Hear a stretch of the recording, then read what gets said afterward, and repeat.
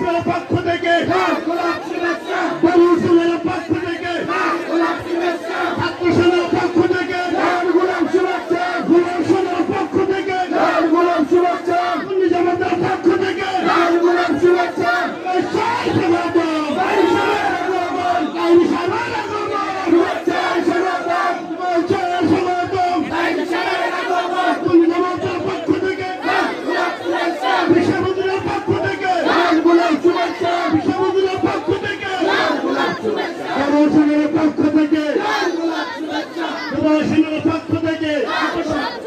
যুব সমাজের পক্ষ থেকে আমাদের মাঝে আমাদের মহান অতিথি অধ্যক্ষ নির্বাচন চলতেছে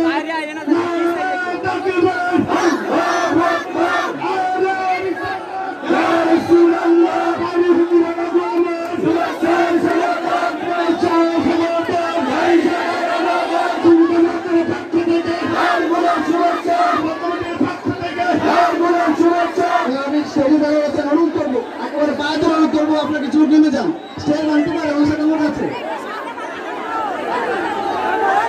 সকলে সুস্থভাবে বসেন কেউ অসুবিধা করবেন না সবাই জায়গায় ছেড়ে দেন আমাদের সম্মানিত প্রধান বক্তা চলে আসছেন প্লিজ প্লিজ প্লিজ আপনারা সবাই প্লিজ প্লিজ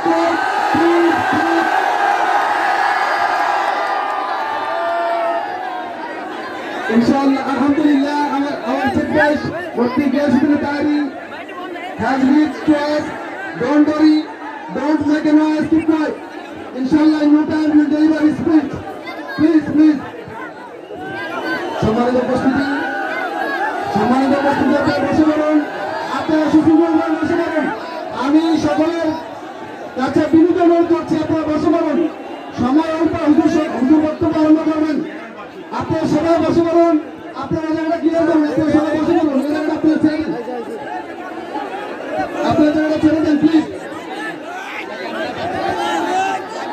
প্রিয় উপস্থিতি যার অপেক্ষায় আমরা সুদীর্ঘ সময় শিল্পের কাকার মতো অপেক্ষা করেছি আমাদের সেই কাঙ্ক্ষিত ব্যক্তিত্ব বাংলার অত্যন্ত জনপ্রিয় বক্তা বিশিষ্ট ইসলামিক ব্যক্তিত্ব ইসলামিক চিন্তাবিদ বর্তমান সময়ের সবচেয়ে জনপ্রিয় বক্তা এবং পালতিয়া দরবার ব্রাহ্মণবাড়িয়ার সম্মানিত ফিরসাহেব হুজুর এবং দাওয়াতি বাণী বাংলাদেশের সম্মানিত চেয়ারম্যান আন্তর্জাতিক খ্যাতি সম্পন্ন মুফাসসির কোরআন পীর মুফতি গিয়াসউদ্দিন তাহমিরি উনি আমাদের মাঝে এসে উপস্থিত হয়েছেন হুজুর এখনই হুজুরের ইমানি নুরানি তাকরীর পেশ করবেন আপনারা শব্দ না করে আপনারা চুপচাপ বসে পড়ুন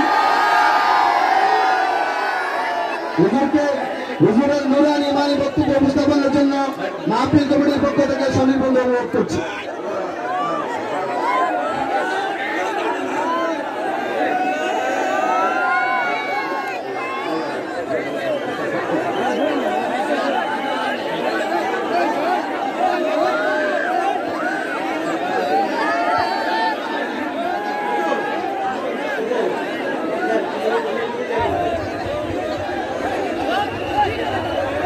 সম্মানিত তৌহিদি জামাত আপনারা ধৈর্য সহকারে বসে যান আমাদের প্যান্ডেলের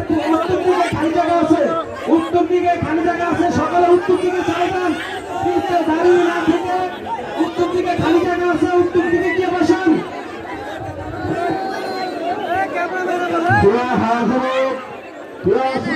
আমি আপনাদের সকলের দৃষ্টি আকর্ষণ করে বলছি আমাদের মহান অতিথি এত আপনারা যারা উত্তর দিকে দাঁড়িয়ে আছেন তারা বসে পড়ুন আর রাস্তা পশ্চিম সাইডের ভাইরা আমাদের উত্তর দিকে অনেক জায়গা খালি আছে মেহরবানি করে আপনারা প্যান্ডেলের উত্তর দিকে চলে যাওয়ার জন্য অনুরোধ করছি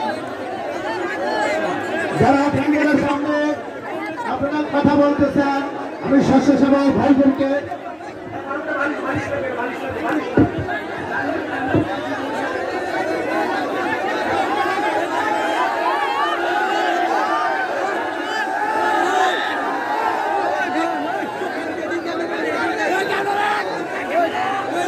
अस्सलामु अलैकुम व रहमतुल्लाहि व बरकातुहू सल्लल्लाहु अलैहि या रसूलल्लाह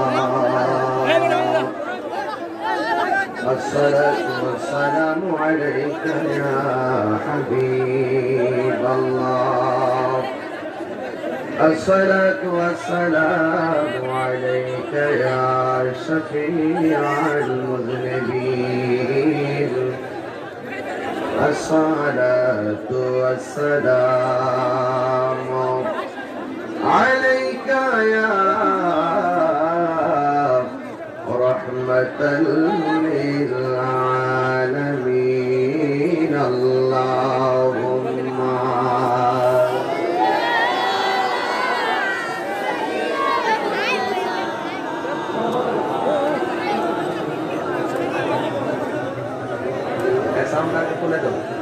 وعلى آل سيدنا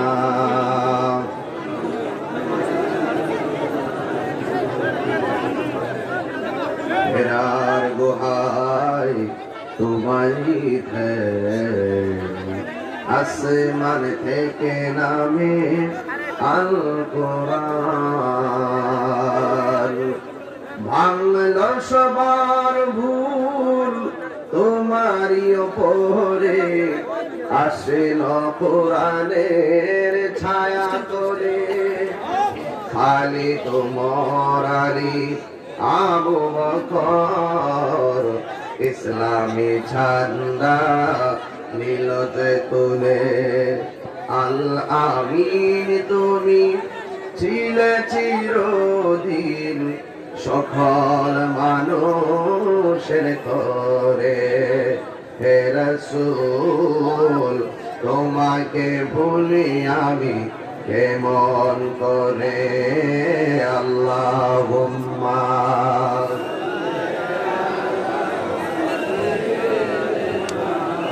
মাওলানা মুহাম্মদ ওয়া আলা আলি সাইয়্যিদিনা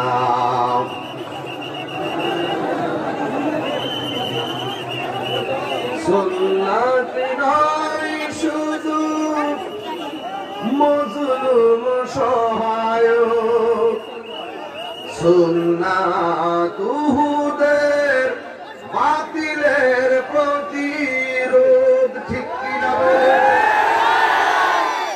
সুন্নাতি নয় শুধু নির্জনে দেনে যাওয়া আর সুন্নাত হলো পাথরের আঘাত খাওয়া ঠিক কিনা মহব্বতে তার সুদিনের সাথী তুমি মহব্বতে তার সুদিনের সাথী তুমি শহীদ ফারুকের কথা মনে আছে কি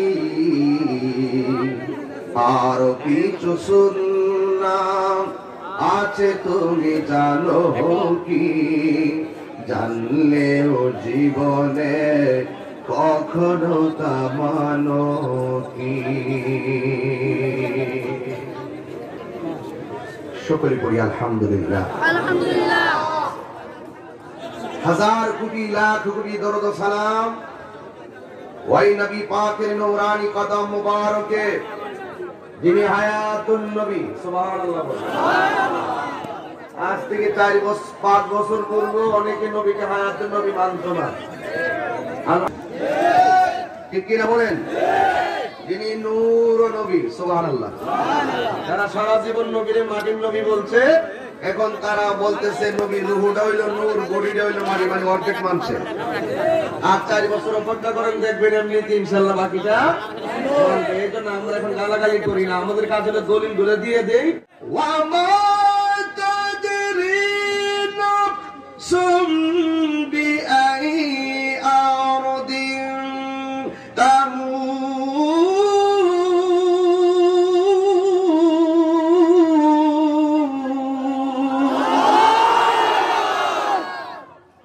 তুমি তো জানো না কোন জায়গায় তিনি মারা যাবে যেখানে তোমার মরণ লেখা আছে সেখানেই তোমার মরণ হবে কচুয়ার প্রশাসনকে আমি ধন্যবাদ দিয়েছি আবার ধন্যবাদ দেই ওসি মহোদয় তদন্ত ওসি মহোদয় যারা ডিএসপি যারা রয়েছেন এই মাহফিলটা হওয়ার নেপথ্যে তাদের অবদান। তার আগে কে কোন দিন মারা যাব আপনারা বলেন? আজকে যদি আমরা অতিথিগুলা জানতাম সবার আগে আমি তাহিরি মারা যাব, তাহলে ওয়াজের ময়দানে আমার জবান দিয়ে আওয়াজ আসতো না। আপনারা জবান খুলে বলেন আয়াতের মালিক কে? এই জন্য আমার যুবক ভাইরা, কেউ পৃথিবীতে থাকবে না গো। আমি তো জানি এলাকার রন্ধ্রে রন্ধ্রে গাছতলায় বাসতলায় অনেক মুরব্বী, অনেক মা বোনেরা আমার বয়ান শুনতেছেন।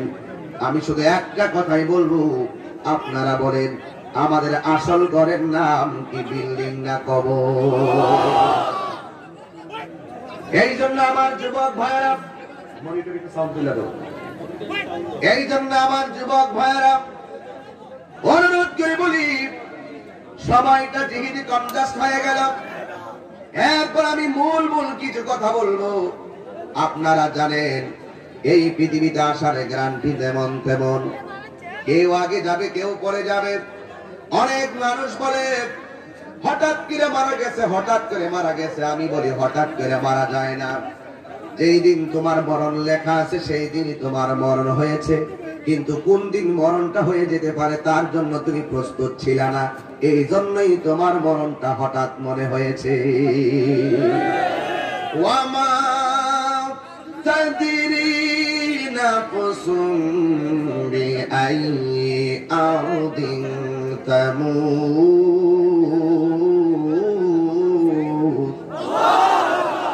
কোরআন শরীফ পড়লে কি খারাপ লাগে? আমি আবারও আমি তেলাওয়াত করছি, আপনারা জবানটা ছেড়ে দিয়ে আল্লাহকে ডাক দিবেন। প্রস্তুত আছেন তো সবাই?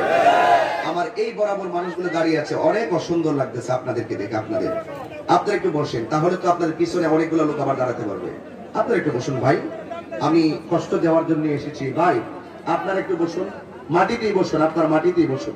আপনাদের পিছনে আপনার ভাই মুরব্বীরা দাঁড়িয়ে আছে, অনুরোধ করে বলছে আপনার মাটিতেই বসুন। এই বাবা বন্ধুরা বসো। আপনারা কি আল্লাহকে ডাক দিতে প্রস্তুত আছেন?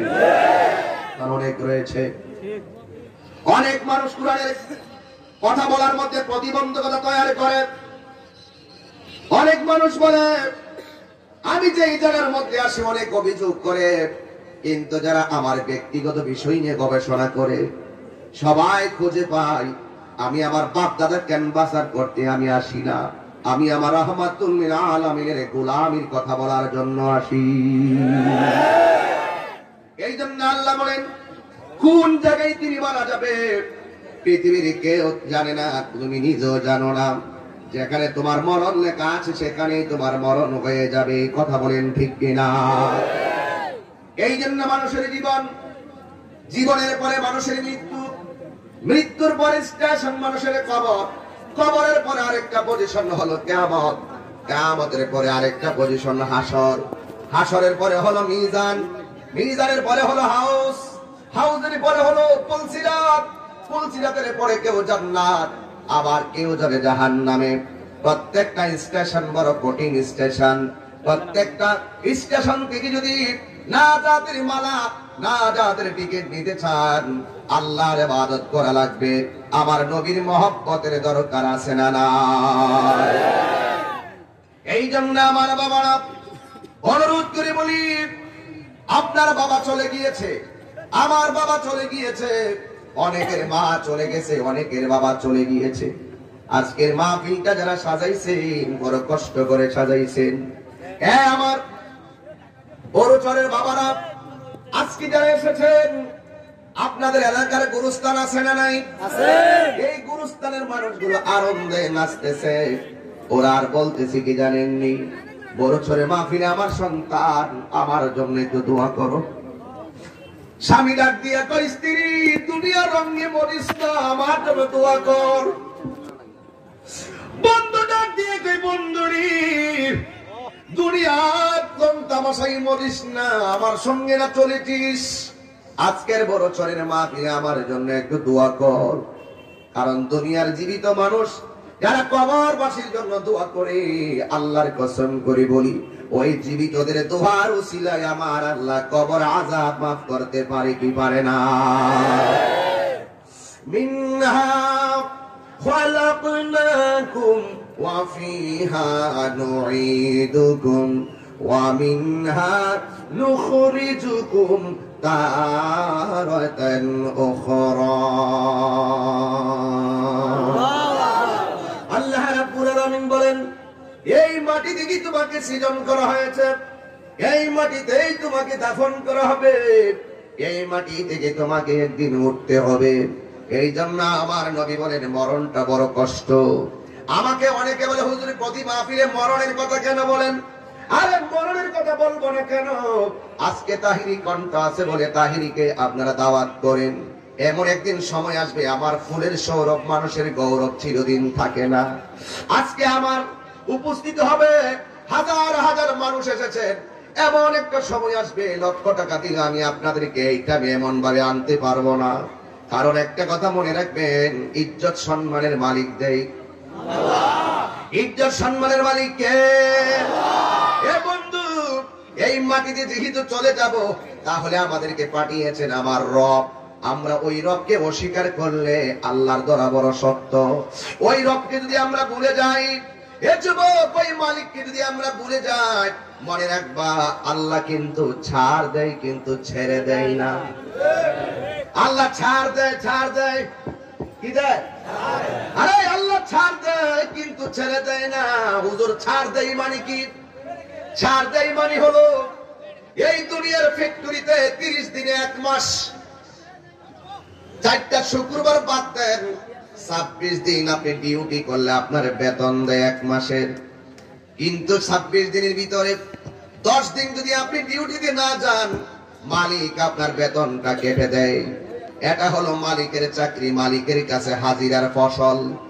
কিন্তু আমার আল্লাহ বলেছেন দৈনিক তুমি 5 বার আমার কাছে হাজিরা দিবা, কারণ তোরে কেউ বানাই না, তোরে বানাইছি আমি আল্লাহ। আমি আল্লাহ যে বানাইছি, 5 বার আমার কাছে হাজিরা দিবি। হাজিরা দিলে দুনিয়াতে ফ্যাক্টরিতে আমাকে বেতন দেয়। এখন আল্লাহর দরবারে হাজিরা দিলে আল্লাহ তো হাসরে বেতন দিব, আল্লাহ তো আমাদেরকে যাজা দিবে। এ যুবক, ছাড় দেয় মানে হলো আল্লাহ তোরে বলছি নামাজ পড়, তুই ফজরের নামাজ পড়স নাই, জোহর পড়স নাই, আসর পড়স নাই, মাগরিব পড়স নাই। এ যুবক, 1 দিন পড়ো নাই, 2 দিন পড়ো নাই, 1 মাস পড়ো নাই, 1 বছর পড়ো নাই। ও যুবক, অনুরোধ করে বলি, মালিক আমার কেমন আল্লাহ? দুনিয়ার মালিক আমার 3 দিন না গেলে বেতন কাইটা দেয়, আর আমার আল্লাহ 1 বছর আমি নামাজে যাই না, এরপরে আমার আল্লাহ ছাড় দিয়ে আমারে খাওয়াইতেছে, ছাড় দিয়ে আমারে খাওয়াইতেছে। দুনিয়ার মালিক তোর বেতনটা যেমনে কাইটা দে, আল্লাহ যদি তোর খাবারটা বন্ধ করে দিত। আল্লাহ রাব্বুল আলামিন আমাকে ছাড় দিয়েছেন, কিন্তু আমার আল্লাহ আমারে ছেড়ে দিবে না। কারণ তুমি নামাজ কাজা করেছো, হাসরের ময়দানে তোমাকে ইঞ্চি ইঞ্চি পরিমাণ হিসাব গ্রহণ করবে আমার আল্লাহ। কারণ আমার আল্লাহ ধরা কি নরম না শক্ত? শরব বিকাল শাদী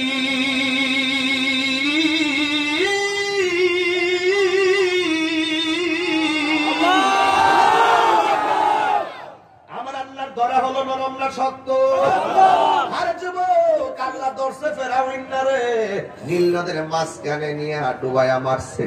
আল্লাহ ধরছে নমরুদারে, ল্যাংরা মশাই নাকে দিয়ে আমার আল্লাহ শেষ করে ফেলাইছে। আল্লাহ জানে দেবে কেমনে কেমনে নিয়ে খুয়ারের ভিতরে ঢুকায়, তেরো পাওয়া যাবে না, ঠিক কিনা বলে? এই জন্য আল্লাহ ছাড় দেয় কিন্তু ছেড়ে দেয় না। এই জন্য মনিবের দরবারে সেজদায় পড়ে থাকেন। কারণ কি জানোনি? কারণ আমার আল্লাহ বলেছেন, ইন্না লিল্লাহি ওয়া ইন্না ইলাইহি রাজিউন। আমাদেরকে পাঠিয়েছে আমার আল্লাহ, আবার মনিবের কাছে আমাদেরকে চলে যেতে হবে। এই জন্য আমার আল্লাহ কোরআনে বলেছেন, কোরআন শরীফ পড়লে কি খারাপ লাগে নাকি?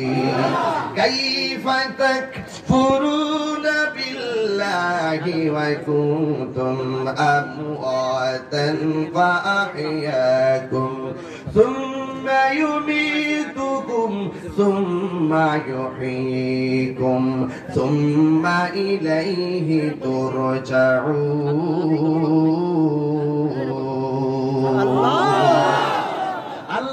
রাব্বুল আলামিন বলেন তোমরা ওই রবকে কিভাবে অস্বীকার করছো? তোমরা ছিলা মুর্দা, মুর্দাকে জিন্দা বানাইছেন কে?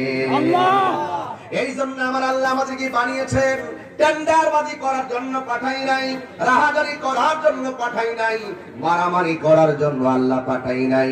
আমার আল্লাহ কোরআনুল কারীমের মধ্যে চমৎকার ভাষায় বলে দিয়েছেন ওয়ামা খালাকতুল জিন্না ওয়াল ইনসা ইল্লা লিয়াবুদুন।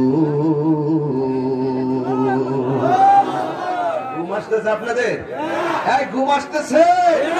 আরে সবাই যখন ঘুমিয়ে যায়, কোরআনের গুরু বিরোধী আবু জাহেল সবাইকে ঘুম পাড়িয়ে রেখে তার বন্ধু বান্ধবকে সে কোরআনের আওয়াজ শোনার জন্য নীরবে মাস্তুহার ঘরের কোনায় দাঁড়িয়ে গেছে।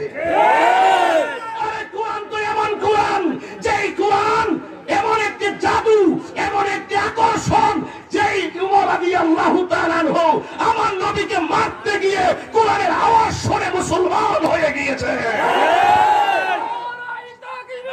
আল্লাহু আকবার, ইয়া রাসূলুল্লাহ, জিন্দাবাদ জিন্দাবাদ, আল্লামা মুফতি ফিরআউদ্দিন আত-তাহারি সাহেব, জিন্দাবাদ জিন্দাবাদ, সুবহানাল্লাহ, ঘরে ঘরে চালো, সুবহানাল্লাহ, ঘরে ঘরে চালো।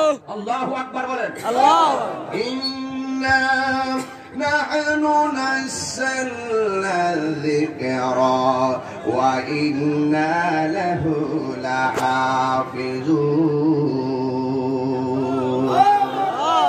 আল্লাহ রাব্বুল আলামিন বলেন এই কোরআন, আমি একটু স্বাভাবিকভাবে কথা বলতেছি যেন আপনারা বুঝেন কথাগুলো, আর আমি অন্যদিকে যাচ্ছি না কেন, সময়টা আমার যেমন হয় ওয়াজটা তেমন করি, কারণ সময়ের উপরে খেয়াল রেখে কথা বলা। আল ওয়াক্তু লা ইয়ানতাজিরু লিআহাদিন, time and time wait for none. সময় এবং স্রোত কাহার জন্য অপেক্ষা করে না। সময়ের 1 ফুট, অসময়ের 10 ফুট। সময় মতো কাজ করো। যৌবনকালের একটা সেজদা আর বার্ধক্যের সেজদা এক জিনিস না, কথা বলেন ঠিক না বেঠিক? এই জন্য বলতে চেয়েছিলাম ইবাদত হবে কার? আল্লাহ। আরে জবানটা ছেড়ে বলে ইবাদত হবে কার? আল্লাহ। এই জন্য আমার আল্লাহ বলেন ইন্না নাহনু নাযালনা যিকরা ওয়া ইন্না লাহু লাহাফিজুন। আল্লাহ রাব্বুল আলামিন বলেন এই কোরআন নাযিল করেছি আমি আল্লাহ, এই কোরআনকে হেফাজতের দায়িত্ব আমি আল্লাহ কারোর কাছে দেই নাই। এই কোরআনকে হেফাজতের দায়িত্ব যিনি রেখেছেন, জবান খুলে বলেন তিনি কে? এই কোরআনের বাড়ি কোথায়? আল্লাহ রাব্বুল আলামিন কোরআনুল কারীমের মধ্যে বলে দিয়েছেন বাল হুয়া কুরআনুম মাজিদুম ফি লাউহিন মাহফুজ। এই কোরআনটা লাউহে মাহফুজে অঙ্কিত, এই কোরআনটা লাউহে মাহফুজে মোহরাঙ্কিত, এই কোরআনটা লাউহে মাহফুজে সংযোজিত। এই জন্য কোরআনের ভিতরে ভালো কথা বলা হয়েছে, কোরআনের ভিতরে তোমাকে ভয় প্রদর্শন করা হয়েছে। এই কোরআনটা হলো এমন একটা কোরআন, the holy Quran is the constitution of human life. এই কোরআন হলো সকল মানব জাতির জন্য সংবিধান। এতে রয়েছে তোমার আমার নিখুঁত নির্ভুল সমাধান, কথা বলেন ঠিক কিনা? এই জন্য কোরআনে বলা হয়েছে নামাজের কথা, এই কোরআনে বলা হয়েছে সুদের কথা, এই কোরআনে বলা হয়েছে ঘুষের কথা, এই কোরআনে বলা হয়েছে যাকাতের কথা, এই কোরআনে বলা হয়েছে নবীকে মহব্বতের কথা, আবার এই কোরআনে বলা হয়েছে নবীকে মহব্বত না করলে তার পরিণামের কথা, কথা বলেন ঠিক কিনা? এই জন্য একটা কোট করলাম, আমার নবী বলেন বেনামাজি হইয়া কবরে গেলে শাস্তি হলো 3টা। কয়টা? 3টা। আরো জোরে কোন? 3টা। কয়টা? 3টা। বেনামাজি হইয়া কবরে গেলে শাস্তি হলো 3টা। এখন বলবেন তাহিরি হুজুর নামাজের কথা কোরআনে আসেনি? হ্যাঁ, নামাজের কথা কোরআনে আছে 82 জায়গায়। আমার আল্লাহ বলছেন আকিমুস সালাত, তোমরা নামাজ কায়েম করো। আপনারা বলেন ইবাদত হবে কার? আল্লাহ। আমি আমার উজানির মুহতামিম ভাইদেরকে বলি, উজানির হুজুরদেরকে বলি একটা কথা শুনেন। অনেক কথা তো আপনারা বলেন, আমরা বলি, ধাক্কা ধাক্কি আবার বন্ধ। আপনারা সারা জীবন কইছেন আমরা মাজারে গিয়ে সাজদা মারি, এটা মিথ্যা কথা, এটা মিথ্যা কথা। এটা সুন্নিদের উপরে অপবাদ। এই অপবাদ আমরা অনেক সহ্য করেছি। এই জন্য আগে অনলাইন ছিল না বলে আপনারা কোনায় কোনায় ঢুকে ঢুকে মানুষদেরকে মিসগাইড করেছেন, কিন্তু আজকে তত্ত্বহীন কণ্ঠে তাই জবান থেকে নিয়ে বলে দিয়ে যাই, এই শাস্তা পাওয়ার মালিক এই পৃথিবীর কেউ না। সুন্নিরা মাজারে গিয়ে শাস্তা করে না, সুন্নিরা মাজারে গিয়ে জিয়ারত করে, সুন্নিরা শাস্তা করে মসজিদের ভিতরে, সুন্নিরা জানে শাস্তা পাওয়ার মালিক।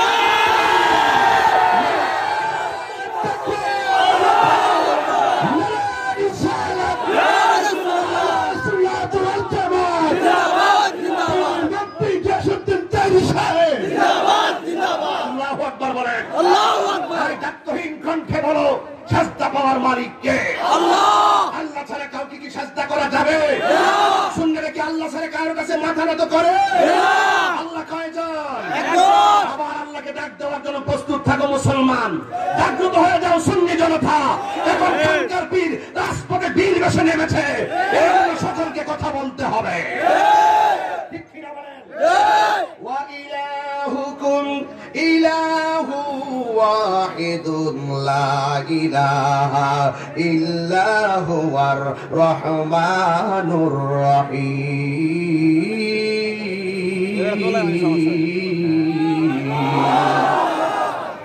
অনেকের জবানগুলো বন্ধ রাখতেছে। আমি ঠোঁটটা লড়াই না তো, আমি কিন্তু বুঝি ঠোঁটটা যদি লড়াইতে তাহলে ঠিক বা ঠোঁটটা দুইটা ঠোঁটের সাথে লাগতো। আল্লাহ আকবার বলে ঠোঁট লাগে, লাগে না? অনেকে দিকে হা করে থাকেন, কি রে ভাই কণ্ঠ দিছে কারা? আল্লাহ। এই কণ্ঠ দিছে কারা? আল্লাহ। আল্লাহ দিছেন তো আল্লাহকে ডাক দিলে কি কোনো আপত্তি আছে? তাহলে আপনারা এমন একটা ডাক দিবেন, আমাদের যা আছে, আমার জীবন, আমার মরণ, আমার যা কিছু আছে, এনাদের বিশ্ববোধ আছে, হ্যাঁ, আমাদের যা আছে সব কার জন্য? একমাত্র কার জন্য? সেই মালিককে একটা প্রাণবন্ত আওয়াজে ডাক দিতে পারবেন কি পারবেন না? قل إن صلاتي ونسكي ومحياي ومماتي لله رب العالمين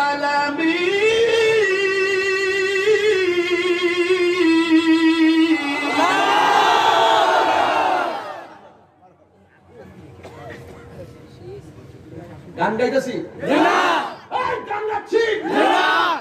আমরা নবীর শান গাই, আমরা ওলির শান গাই, আমরা মুরিদের শান গাই, আমরা কোরআন তেলাওয়াত করি, আমরা সুন্নাহর কথা বলি, সাম্প্রদায়িক সম্প্রীতিকে জোরদার করতে কথা বলি। এই জন্য যুবক ভাইরা কণ্ঠ দিয়েছেন কে? আল্লাহ। আমার জীবন, আমার মরণ, আমার কুরবানি, আমার নামাজ কার জন্য? বেনামাজির জন্য কবরে শাস্তি কয়টা? কথা বলে কয়টা? এক নম্বর শাস্তি বলবো, তুমি জীবন তুমি মরণ। সময় অল্প, যদি পারি লাস্টে বলবো। শাস্তি শোনো শোনো, আরে বুঝতে পারছি এটা আমার নিজের হাতের লেখা, এটা আমি নিজের হাতে লিখেছি। অন্তত পক্ষে যদি আল্লাহ হাবিব যদি বলে তোর একটা গজল আমার পছন্দ হয়ে গেছে, আমার নাজাতের জন্য এটাই যথেষ্ট, ঠিক কিনা বলেন? তাহলে আমরা ইনশাআল্লাহ বলবো। কিন্তু বেনামাজির কবরে শাস্তি কয়টা? আগে মানুষ হন না, আগে একটু মানুষ হয়। আমরা মানুষ হতে হবে আগে। সবার উপরে মানুষ সত্য, তাহার উপরে নাই, এটাকে মানুষ করি। এই জন্য আমার নবী বলেন, কথা বলে ওয়াজ করবো না, তোমাদের কথা বলে ওয়াজ করবো না। তোমার কাছে আসো যেহেতু কথা বলবা কম, দূরে কথা বললে আমার কানে আসে না, তোমরা বললে আমার কানে আসে। দুই সাইড। আল্লাহর হাবিব বলেন,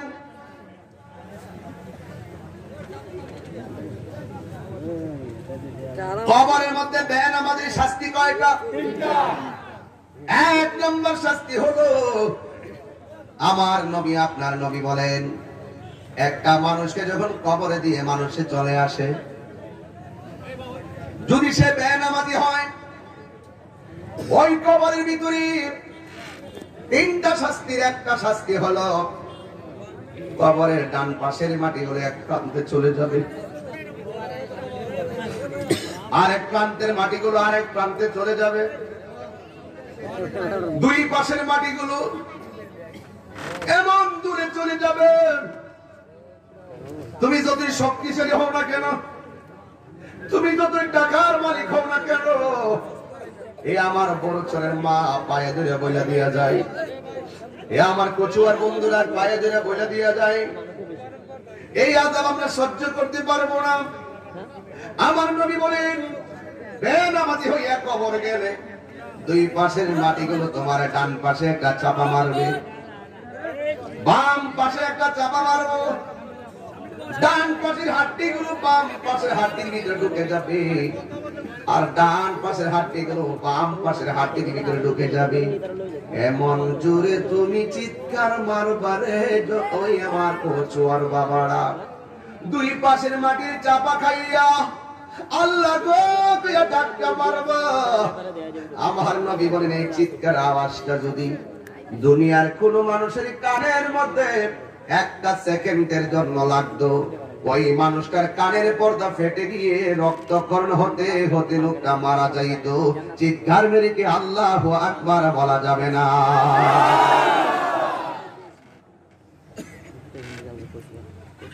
এখন বলবেন হুজুর এই কবরের মাটি চাপা দিবে, হাড্ডিগুলো গুঁড়া বানায় ফেললে কি আমাদের জীবন শেষ? না না না না, শেষ না। মৃত্যুর পরের জীবনটাকে আখিরাত বলা হয়। এই আখিরাতে আর আপনার মরণ হবে না। সুখে থাকলে আপনি সুখী, দুঃখে থাকলে আপনি দুঃখী রে বাবা। আমার বাবা চলে গেছে, আমার বাবার সম্পদ আমরা মায়েরা ভাগ করে নিলাম। আপনার বাবা চলে গেছে, আপনার বাবার সম্পত্তি সব তন্ন তন্ন করে হিসাব নিলেন ইঞ্চি ইঞ্চি করে। কিন্তু আপনি যতই টাকার মালিক হন না কেন, টাকার মালিক আপনার ছেলে মেয়েরা। ব্যাংকের টাকা ব্যাংকে পড়ে আছে, আপনি কবরে। যতই টাকা বলা হন না কেন, মরে যাওয়ার পরে দেখেন না আপনার না আসেনি পকেট। আমার পকেট আছে, এই যে আমার পকেট আছে, মরণের পরে যে কাপড়ের কাপড়, ওই কাপড়ের কাপড়ের মধ্যে কোনো পকেট নাই। দুনিয়ায় বেঁচে থাকলে পকেটের প্রয়োজন হয়, মরে গেলে পকেট দরকার নাই। দুনিয়ার কিছুই তুমি কবরে দিতে পারবে না। এই কবরের ভিতরে যাওয়ার সাথে সাথে আমার সম্পদ, আমার টাকা পয়সা সব আমি ভাগ করে নিলাম। কিন্তু আমার বাবাটা যদি কবরে কষ্টে থাকে, এই কবরে কষ্টের ভাগ পৃথিবীর কোন সন্তান নিবে না। এই কবরের সুখের ভাগ পৃথিবীর কেউ নিতে পারবে না। কবরের দুঃখের ভাগ পৃথিবীর কেউ নিবে না। এই জন্য পৃথিবীটা বড় কঠিন একটা পৃথিবী, যেখানে চলে গেলে, যেখান থেকে চলে গেলে তোমার সঙ্গে আর কেউ যাবে না।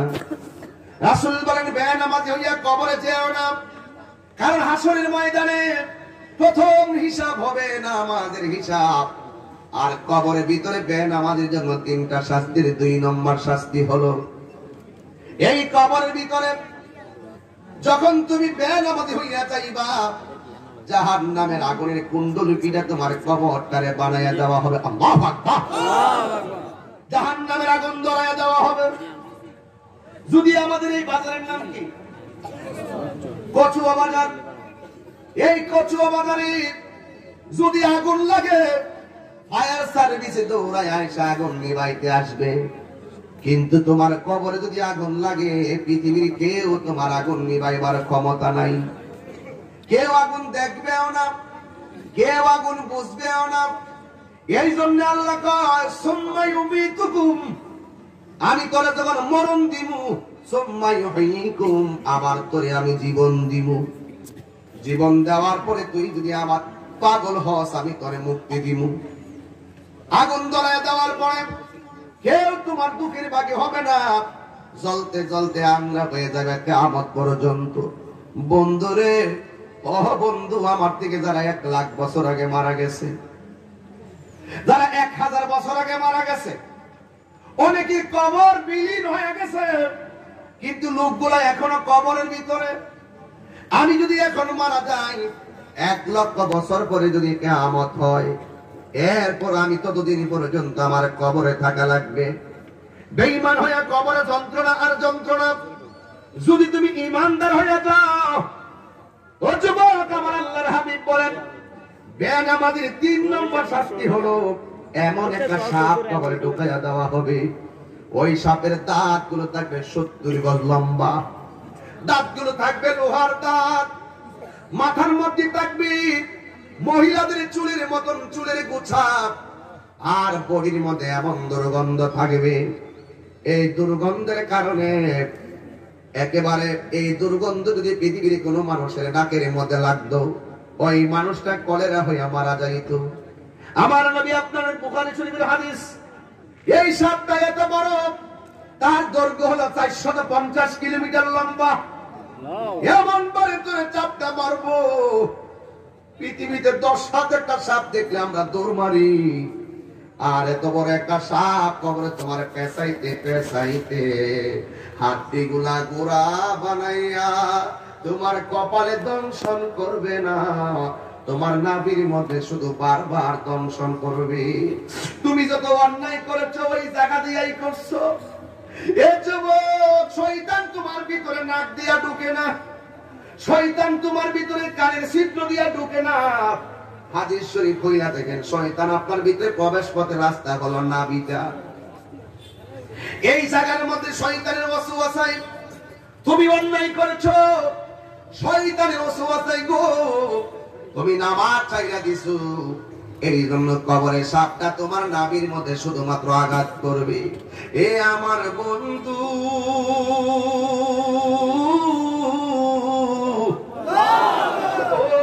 কচুয়ার বাবারা, এই সাপটা তোমার এমন ভাবে সুবল মারবে, 70 গজ মাটির নিচে নিয়ে ঢুকাইয়া দিব।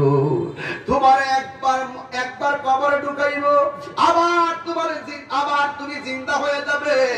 আর মরণ নাই, মরণ নাই, শুধুমাত্র আযাবের পরে শুধুমাত্র আযাব। আর যদি আপনি নামাজি বলা হন, কবরের ভিতরে যাওয়ার পরে ফেরেশতা 3টা প্রশ্ন করব, 3টা প্রশ্নের উত্তর যদি আপনি দিতে পারেন। এখানে আমার হুজুর আছেন, প্রভাষক মহোদয় আছেন, শামসুজ্জামান সাহেব আছেন, না আপনি এখানে আছেন, আমরা তো হাদিসটা পড়েছি। কবরের ভিতরে 3টা প্রশ্নের উত্তর যারা দিতে পারবে, আল্লাহ রাব্বুল আলামিন ডাক দিয়ে বলবে, ও আমার ফেরেশতারা,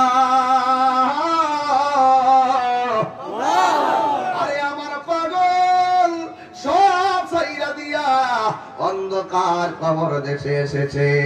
আমার পাগল এই কবরের পরীক্ষায় ফার্স্ট ক্লাস হয়ে গেছে। আমার পাগলের এখন কবরে বিশ্রাম নিবে। এই খালি মাটির মধ্যে কেমনে বিশ্রাম নিব? জান্নাত থেকে একটা গালিচা আন, আইনা আমার পাগলের পিঠের নিচে গালিচাটা বিছায়া দে। জোরে জোরে কি আল্লাহু আকবার বলা যাবে না? নিচের মধ্যে জান্নাতি গালিচা বিছায়া দিব। এ আমার মুরব্বি আব্বা, দাড়িগুলা পাইকে গেছে, মরণের কথা মাঝে মাঝে খেয়াল হয়। এক যুবক ভাই, দাড়ি পাকে নাই বলে মনে করো না মুরব্বি আপনার আগে মারা যাবে। তোমার মতো বহুত যুবক রাস্তায় অ্যাক্সিডেন্টে মারা যাইতে রাস্তায় পড়ে থাকতে দেখি, তার মানে বোঝা গেল নিঃশ্বাসের কোনো বিশ্বাস নাই। কথা বলেন ঠিক কিনা?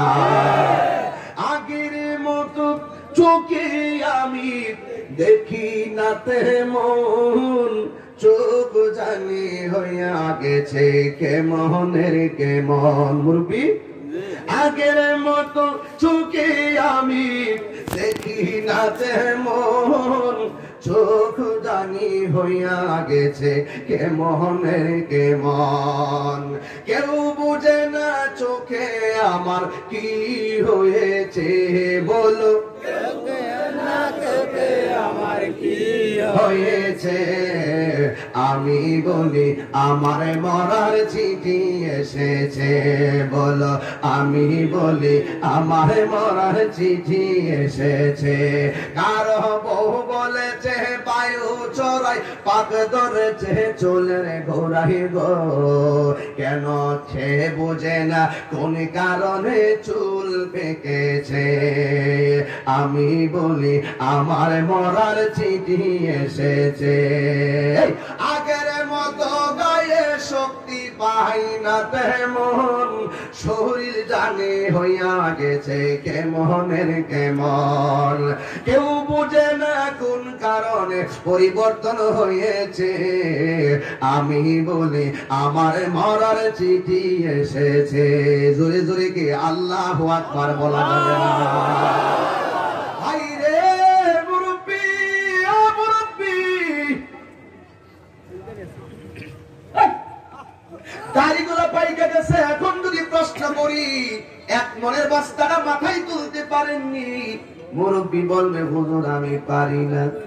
এখন যদি বলি আপনি 1 কিলোমিটার দূর দিতে পারবেননি, ওই মুরব্বী বলবে হুজুর আমি পারবো না। এ বন্ধুরে যুবক, তুই মনে করিস না মুরব্বী নিতে পারে না, তুমি নিতে পারো বলে অনেক দিন বাঁচবে। আমার আল্লাহ বলেন যে কোনো মুহূর্তে মরণের থাবা দিয়া তোর সব শক্তি আমি লয় কইরা ফালামো। কথা বলেন ঠিক কিনা?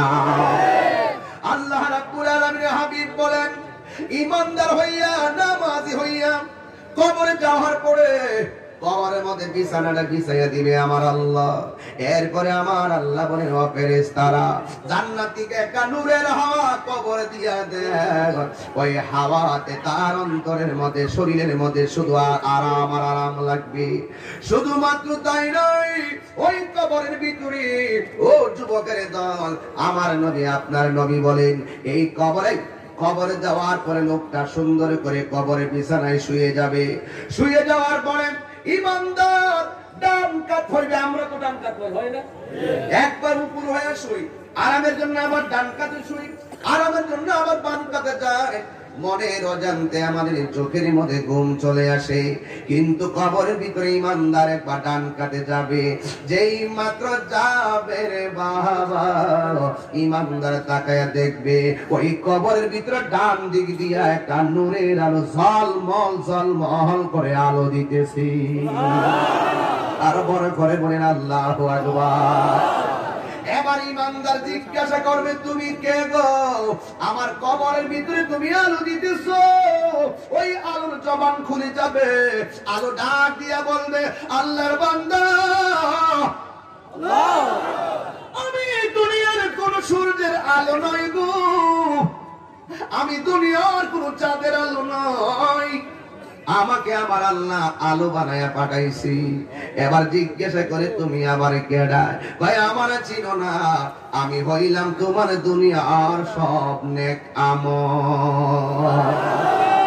সব আমলগুলোরে কবরের ভিতরে আলো বানায় আল্লাহ পাঠাবে। এক যুবকের দল এবার ইমানদার আরামে আবার ডান কাতে চলে যাবে। ডান বাম কাতে যাওয়ার পরে দেখবে আর একটা নূরের আলো দেখা যায়। জিজ্ঞাসা করবে, তুমি কে গো? তুমি আমার কবরের ভিতরে তুমি আলো দিতেছো। ওই আলো ডাক দিয়ে বলবে, আমার ছিল না, আমি হইলাম তোমার দুনিয়ার কোরআন তেলাওয়াত। যদি আগুন লেগে ধ্বংস হয়,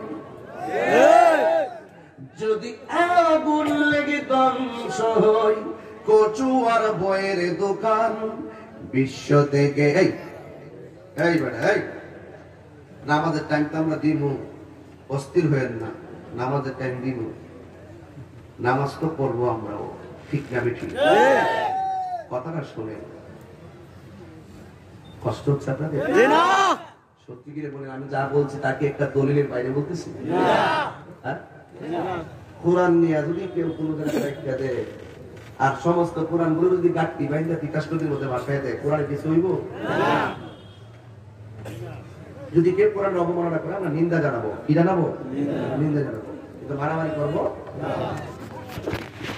যদি আগুন লেগে ধ্বংস হয় কচু আর বইয়ের দোকান, বিশ্ব থেকে হারাবে না পবিত্র কোরআন, বিশ্ব থেকে হারাবে না পবিত্র কোরআন।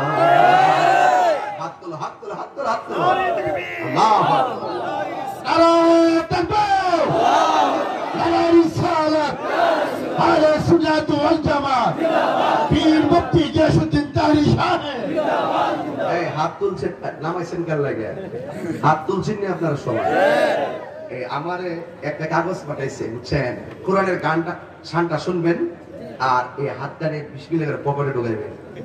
কিছু মাহফিল কিন্তু শরীক হয়ে যান, মাহফিল কিছু শরীক হয়ে যান। আমি ওদের মাঝখানে বললাম আর কি, যেহেতু পোলাপানদের একটা মনের ব্যাপার সবার, আর এতবার একটা মাহফিল করছে, আমি চাই এটার অংশীদার কোচও বসে আপনারা সবাই হয়ে যান। 10 টাকা হোক 100 টাকা হোক দিয়া একটা হাত যেন খালি না যায়। হাতটা তোলেন, বিসমিল্লাহ করে পকেটে দেন, দেন দেন, আর আমার সঙ্গে গজলটা গান। রাজি আছেন সবাই? যদি আগুন লেগে ধ্বংস হয় গিরে দাসটা বলাবা বাবা রে বাবা তোরা বলাবা না স্ত্রী করছো কেউ কষ্ট এই বসো বসো উঠতে না যদি আগুন কন্যা কেন যদি আগুন লেগে ধ্বংস হয় কচুয়া থানার বইয়ের দোকান বিশ্ব থেকে হারাবে না পবিত্র কোরআন বিশ্ব থেকে আল্লাহু আকবার কয় না রে আরে বড় করে কেন আল্লাহু আকবার পাকিস্তানের সামরিক শাসক মল্ল বিমান দুর্ঘটনায় ভাই বিমান পুরে চাই হইল কোরআন পুরে নাই ঠিক কি না কি করে পূর্বে কোরআন কি করে পূর্বে কোরআন আগুনের তেজ আজ বিশ্ব জুড়ে লক্ষ লক্ষ কোরআনে হাফেজ ঠিক কি না বলে তারা চাপাইয়া আসমানি গ্রন্থ তারা ছাপাইয়া আসমানি গ্রন্থ বাঁচাইব ইসলামের মান বিশ্ব থেকে হারাবে না পবিত্র কোরআন বিশ্ব থেকে কোরআন যদি আগুন লেগে ধ্বংস হই যদি আগুন লেগে ধ্বংস হই এ দেশের বইয়ের দোকান বিশ্ব থেকে হারাবে না পবিত্র কোরআন বিশ্ব থেকে হারাবে না পবিত্র কোরআন কথা বলেন ঠিক না বেটি এই জন্য কোরআনের প্রতি দরদ থাকা লাগবে কি লাগবে না আজকে আমার দেশের আমার আজকের ভাবিলে মা বোন কিছু আইসিনি মনে হয় গাছতলা বাসতলা মা বোন থাকতে পারে মা বোনদেরকে বলবো মা অন্তত পক্ষে সকালবেলা ফজরের নামাজটা পড়ে আধা ঘন্টা হলো কোরআন তেলাওয়াত করবা নিজের সন্তানটাকে ঘুম থেকে উঠাইয়া মক্তবে পাঠাবে কারণ আমার ছেলেরা এখন মোবাইলের প্রতি আসক্ত হয়ে গেছে ঠিক কিনা বলে আজকে যুবক ভাইদেরকে কিছু কথা বলতে হয় যুবকরা কিন্তু পাবজি আর ফ্রি ফায়ার গেমস আসক্ত হয়ে গেছে এই জন্য আমাদের কি মোবাইলের নেশা চলবে মোবাইলের নেশা চলবে নেশা যদি করতে হয় কোরআনের নেশায় মত্ত হয়ে যাও কোরআন তেলাওয়াত দরকার আছে না নাই এই কোরআনের পক্ষে কারা কারা আছেন হাত তোলেন তো দেখি আমি একটা স্লোগান দিয়ে আওয়াজটা বড় হবে নারায়ে তাকবীর আল্লাহু আকবার নারায়ে রিসালাত ইয়া রাসূলুল্লাহ আহলে সুন্নাত ওয়াল জামাত জিন্দাবাদ জিন্দাবাদ কোরআন সুন্নাহর আলো ঘরে ঘরে জালো মিলাদ কিয়ামের আলো ঘরে ঘরে জালো নামাজ রোজা যেখানে আমরা আছি সেখানে মিলাদ কিয়াম যেখানে আমরা আছি সেখানে নারায়ে তাকবীর আল্লাহু আকবার সুন্নি महासम्मेलन जिंदाबाद मुफ्ती गयासुद्दीन तारी साहेब जिंदाबाद जिंदाबाद তেতুয়া মাহফিল আছে 9 ফেব্রুয়ারি দিনের বেলায় যান আরেকটা মাহফিল আছে সাদরা 14 নভেম্বর আরেকটা মাহফিল আছে আজকে রাতে রাজাপুরা দরবার শরীফ বয়ানের টাইম বাদ এশা আরেকটা হলো 10 ডিসেম্বর কোন জায়গা এত বলতে পারতাম না ডিসেম্বর শ্রীরামপুর সারা বছরই মাহফিল শেষ আর কত বেতন বারবারে এই যে আপনার তুমি যেমন গজল গাইতাম আরে বলা ভাই তাইলে হাত দিলে বলতে হবে আমি 2টা গজল গাবো কয়টা গজল 2টা দাঁড়াই থাকলে বলবো না ঠিক আছে একটা হলো জন্ম আমার নবীর যুগ আরেকটা হলো তুমি জীবন তুমি মরণ মারহাবা কর বলবেন আপনারা শেষ আমার আর সময় অল্প এই জন্য প্রথম থেকে খুতবা না পড়ে ওয়াজে ডুবে গেছি কথা একটাই বেনামাজির কবরে শাস্তি কয়টা ওয়াজ যদি এটা দিয়ে দেন বাড়িতে আর কোনো সমস্যা নামাজ 5 ওয়াক্ত লাগবে কি লাগবে না আর ইমানদারের কবরে সুখ আছে না নাই সবাই যদি হাত তোলেন হাত নামান টাকা